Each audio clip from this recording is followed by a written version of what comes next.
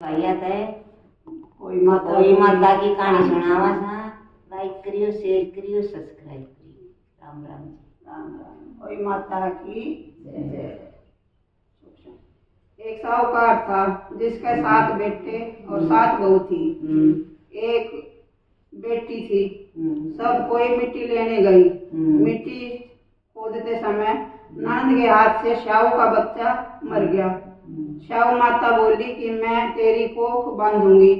तो ननंद ने अपनी सारी भाभियों से कहा, लेकिन ननंद के बदले में अपनी कोख बंधवाने के लिए 6 भाभियों ने मना कर दिया। पर उसकी छोटी भाभी ने सोचा कि नहीं बंधवाएंगे तो सासू जी नाराज हो जाएंगी। तो छोटी भाभी ने अपनी कोख बंधवा ली। अब उसके जो बच्चा होता होई के सत्य के दिन मर जाता। एक दिन उसने पंडिताइन बुलाकर पूछा कि क्या बात है, मेरे बच्चे होई के दिन मर जाता है। तब पंडिताइन बोली कि सुरभि गाय की सेवा किया कर। सुरभि गाय शाहू माता की सहेली है, वह तेरी कोख छोड़ देगी, तब तेरे बच्चा जिएगा। अब वह बहुत सुबह उठकर सुरभि गाय का सारा काम करती और गौ माता बोलती कि आजकल कौन मेरी इतनी सेवा करती है, मेरी बहुएं तो करती नहीं, वो तो लड़ाई करती हैं। आज देखा जाए कि कौन सारा काम करती है। गौ माता ने सुबह उठकर देखा कि एक साहूकार के बेटे की बहू है जो सारा काम कर जाती है। गौ माता बोली कि तुझे किस चीज की इच्छा है जो तू मेरा इतना काम करती है, मेरा मांग, क्या चीज मांगती है। तब साहूकार की बहू बोली मुझे वचन दो। गौ माता बोली, माता ने उसे वचन दिया। तब साहूकार की बहू बोली कि शाहू माता तुम्हारी सहेली है, वह शाहू माता के पास मेरी कोख बंधी हुई है, उससे मेरी कोख छुड़वा दो। फिर गौ माता उसे 7 समुद्र पार अपनी सहेली के पास ले जाने लगी। तो रास्ते में धूप थी, इसलिए वह एक पेड़ के नीचे बैठ गई। थोड़ी देर में सांप आया। पेड़ पर गरुड़ पंखनी का बच्चा था जिसे वह डसने लगा। तो साहूकार की बहू ने सांप को मार डाला। सांप को मार कर डाल के नीचे बैठ गई और बच्चे को बचा लिया। गरुड़ पंखनी आई, आकर साहूकार के बेटे की बहू को चोंच मारने लगी। तो साहूकार ने बोली कि मैंने तेरा बच्चा नहीं मारा, सांप तेरे बच्चे को मार रहा था, मैंने तो तेरे बच्चे को छिपाया है। तब गरुड़ पंखनी बोली, मांग क्या मांगती है। वह बोली कि 7 समुद्र पार शाहू माता रहती है, हमें तो तुम उनके पास पहुंचा दो।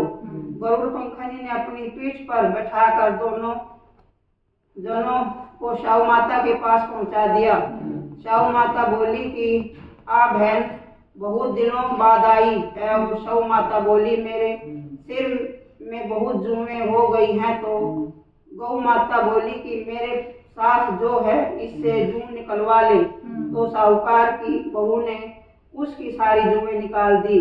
शाहू माता बोली कि तूने मेरी बहुत भलाई की, तेरे 7 बेटे और 7 बहुएं हो।